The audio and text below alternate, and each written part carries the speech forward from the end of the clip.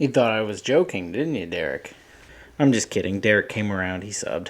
1 year ago, I started this channel talking about the story mode and the lackluster first year of content for Marvel's Avengers. And it looked like this. Since then, I've learned how to turn on the lights before filming, not talk through my nose in a way that somehow made my voice sound worse than it already does, and had the realization that nobody wants to watch a minute-long intro before another minute-long intro. But not only have I been tweaking and fixing things here since then, Crystal Dynamics has also been hard at work saying they're doing the same thing for Avengers. Keyword here is saying. When we left off last time, the dev team had just released a roadmap for future content and the characters planned to release over the course of the rest of the year. And as a major Avengers apologist, me and the 6 other people that care about this game have been diving back in every few months to check out each update.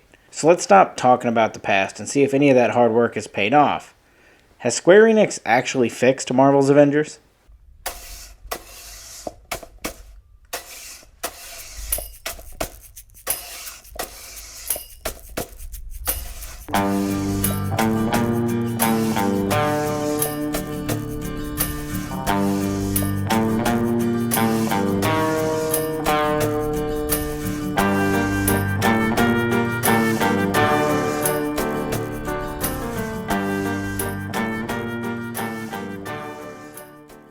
I've rewritten this script about 8 times now, trying to figure out the right way to cover what Avengers has become.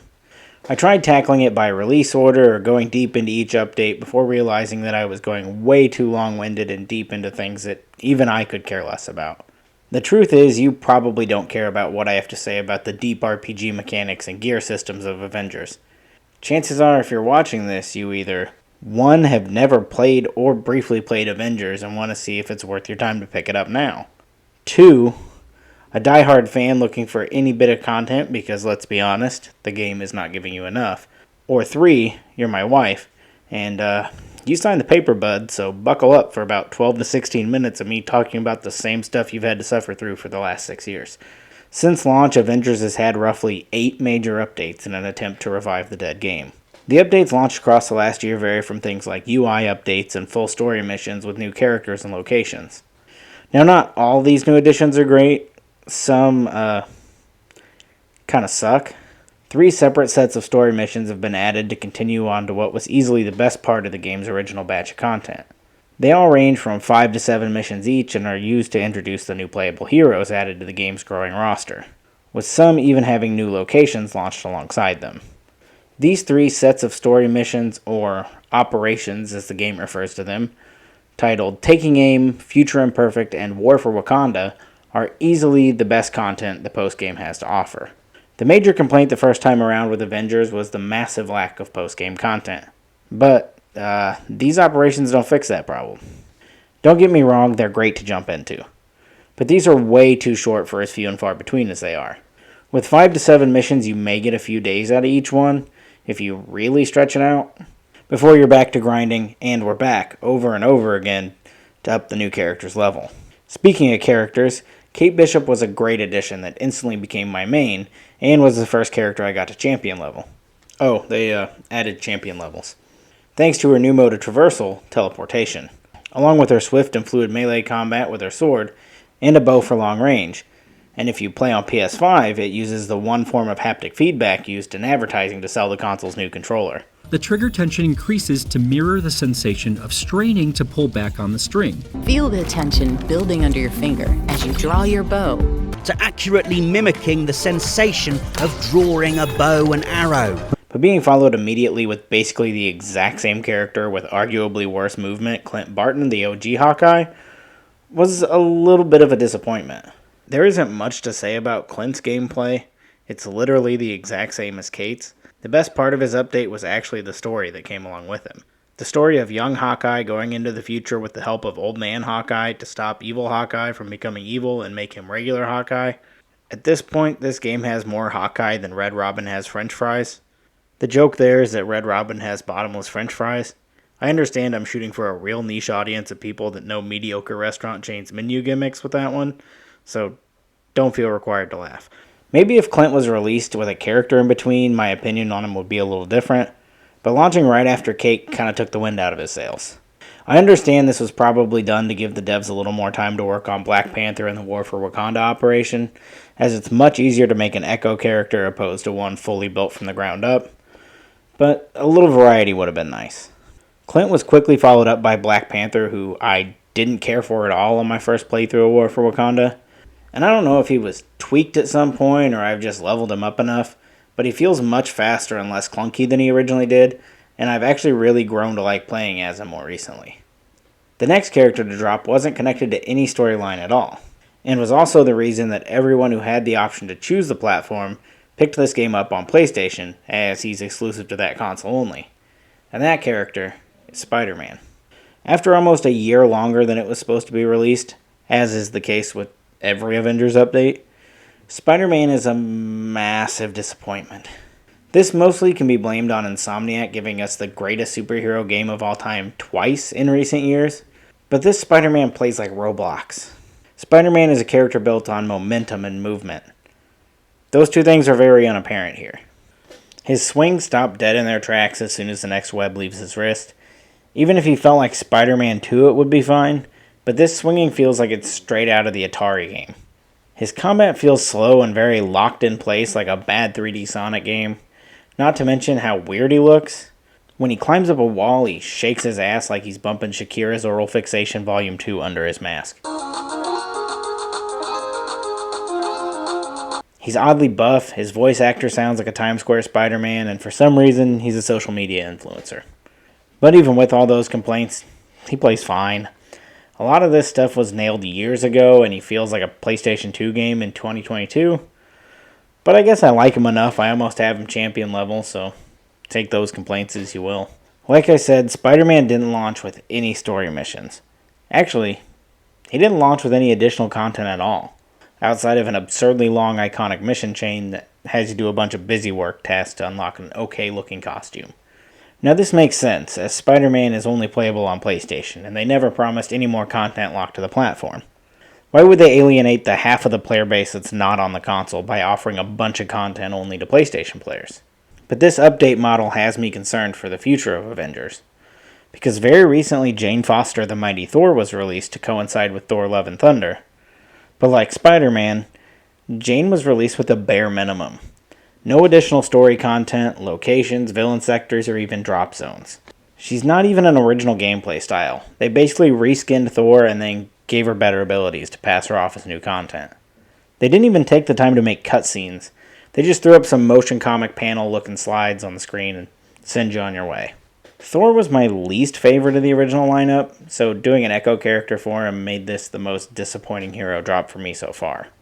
Captain Marvel and She-Hulk are both semi-confirmed through leaks to be releasing at some point in the future, so hopefully those two come with some real content to keep me playing, or I'll once again be playing And We're Back 7 times a day. If you haven't noticed, I play And We're Back a lot. Of course, story missions and characters haven't been the only updates in the past year.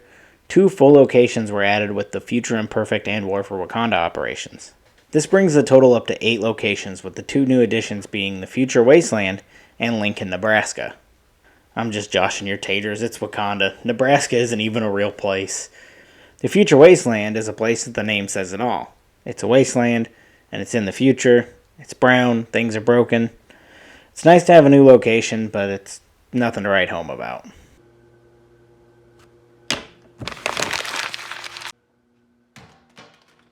The downsides to Wakanda is that you never actually get to go into any of the Wakandan cities. It's all jungle and temple areas, but they did add a new outpost in Baranzania. It's a made-up place. If I mispronounced it, that's the writer's fault. I like Wakanda. It's a nice change to the aesthetic we're used to. But it's still just a big, sprawling open field, and I think Avengers could really benefit from more linear-style locations like we saw in the main game. Outside of the major content, the gameplay and menu systems have been reworked or tweaked. The character menu has been completely overhauled, along with the resource and upgrade system. Upon release, the game had like 7 or 8 different types of resources for upgrading. These have all been dropped to one resource called fragments, because why would you make it that complicated? This really helped the grind, so you didn't have to wander through missions looking for one specific resource to upgrade Hulk's spine when you have an overabundance of whatever it takes to upgrade his Hulk hands. I've got the power of the Hulk in my hand! The gameplay also feels much smoother and more responsive now, and this is greatly enhanced with the next-gen consoles, but it's not perfect. Glitches are still very apparent, as you can see here.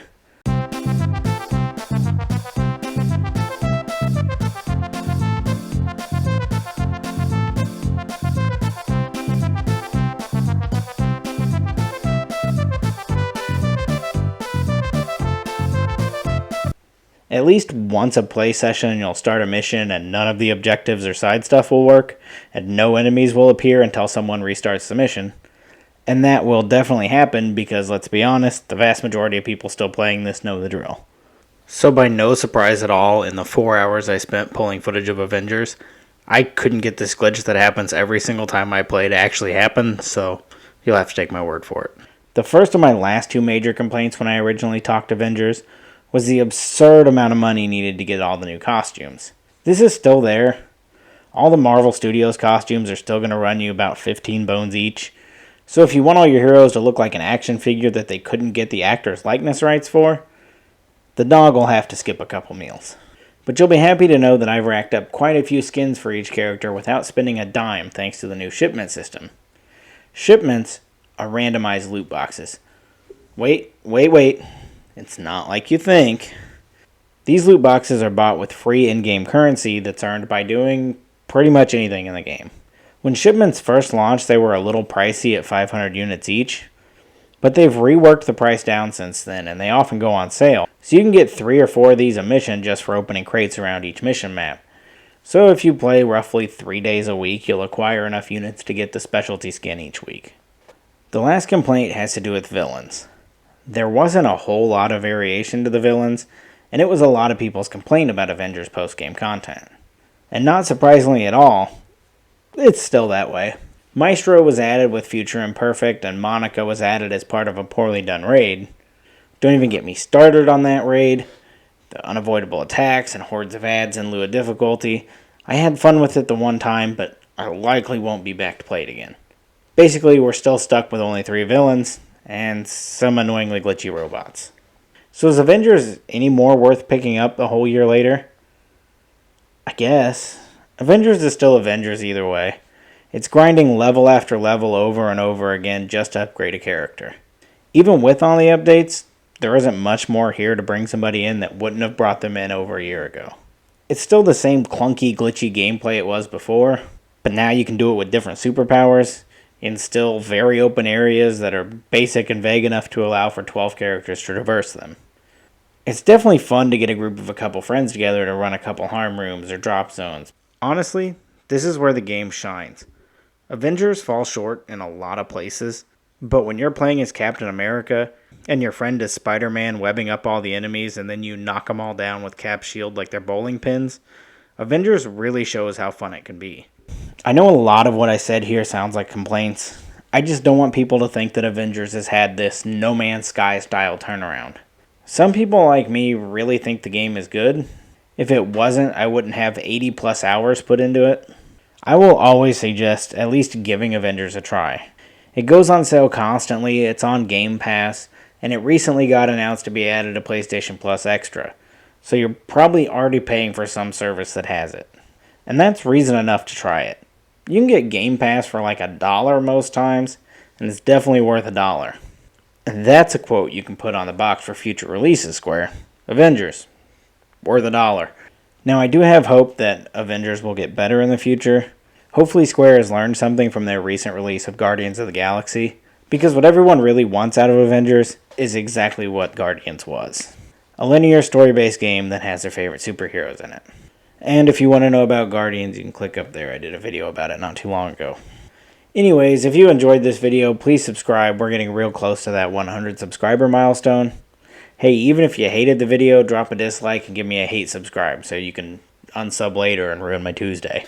I've had a really good time making these videos over the past year, and I'm excited for you all to see what's next for Off the Panel, along with some new series and some other things coming to the channel. But while you wait, go play Avengers.